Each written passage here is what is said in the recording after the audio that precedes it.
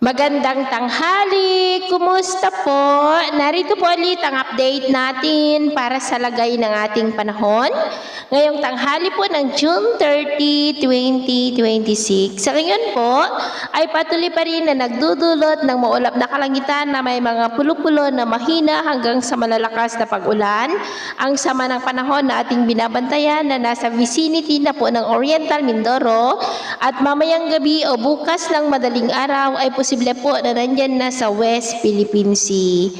Samantala, ang sama ng panahon naman na nasa labas ng ating area of responsibility ay posible nang maging bagyo anumang sandali at posible na patuloy ang paglakas niyan habang papalapit at kung makapasok sa ating area of responsibility ay tatawagin po sa local name na Bagyong Inday. Hindi naman po yan nakitaan na tatama sa ating kalupaan pero mahahatak nito ang habagat na siya pong patuloy na magpapaulan sa bansa by next week po.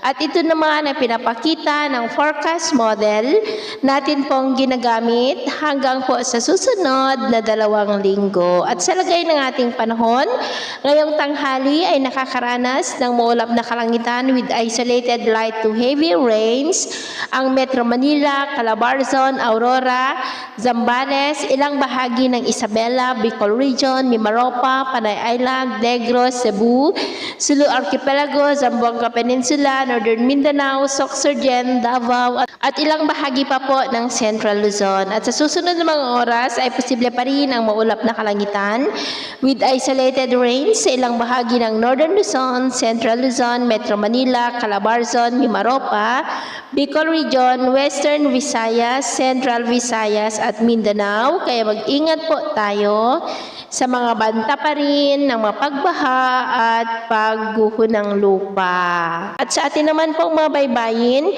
wala naman na po tayong nakataas na anumang gale warning signals, pero bayong pag-iingat lamang po kung papalaot tayo para po mas makaiwas sa mga sakunang pangkaragatan.